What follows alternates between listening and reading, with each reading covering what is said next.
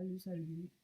Alors, donc, je reviens vers vous pour parler d'un sujet un peu compliqué.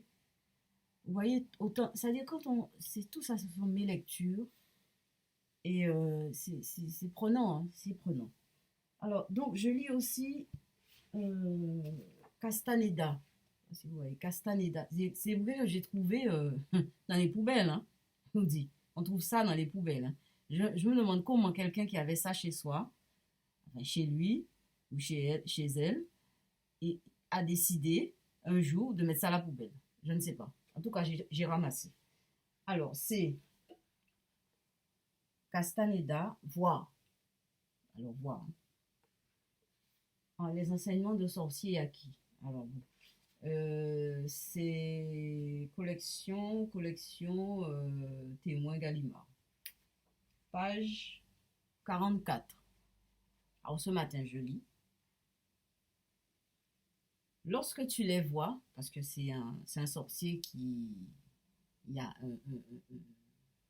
un chercheur, Castaneda, c'est le chercheur qui, en fait, il était censé venir faire des recherches, mais en fait, il est apprenti sorcier. Bon, lorsque, lorsque, et c'est Don Juan qui lui parle, c'est celui qui le forme.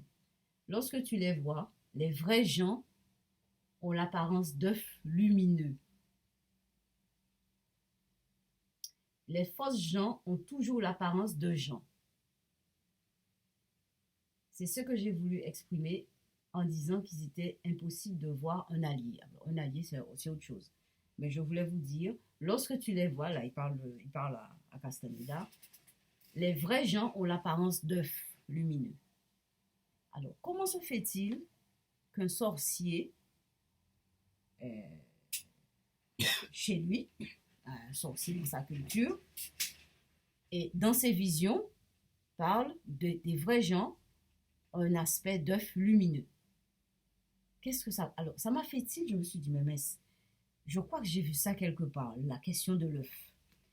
Alors, l'œuf, effectivement, on retrouve l'œuf chez les alchimistes. On finira par faire de l'alchimie, vous allez voir, hein. Alors, j'ai trouvé un truc sur Internet. Alors, l'œuf, dit-il, est composé des 4 éléments. On l'a nommé pierre de cuivre, pierre d'Arménie, pierre égyptienne. Pierre égyptienne. La coquille de l'œuf est un élément semblable à la terre.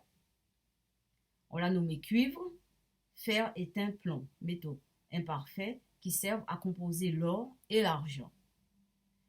Le blanc d'œuf s'appelle mercure, eau d'argent, eau de soufre natif, eau divine. Le jaune d'œuf s'appelle le misi, sulfate basique de fer. La coupe rose de cuivre, l'ocre, attique, le vermillon. Enfin, c'est des trucs très, très techniques. En tout cas, ça parle d'œuf. Alors, je me suis dit, mais j'ai encore vu l'œuf quelque part. Parce que je fais des liens, j'ai des lectures, je peins, je fais des rêves, j'ai des visions. Et en parlant de rêve vision, j'ai eu une vision ce matin, mais bon. Euh, dans le tarot, il y a la question de l'œuf. Dans le tarot, il y a l'œuf. Et c'est quelle carte? Le monde. C'est un bel œuf. Voyez? Voilà. Ah ah. Mystère et boule de gomme.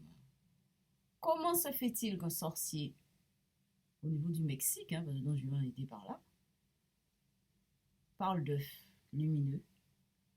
Les alchimistes, dans leur philosophie, dans leur conception, dans leur pratique, c'est une pratique, hein, moi c'est des choses réelles, hein. Il y avait la question de l'œuf, et le tarot, il y a l'œuf. Et eh ben, je n'ai pas la réponse. Je vous laisse là-dessus. À bientôt.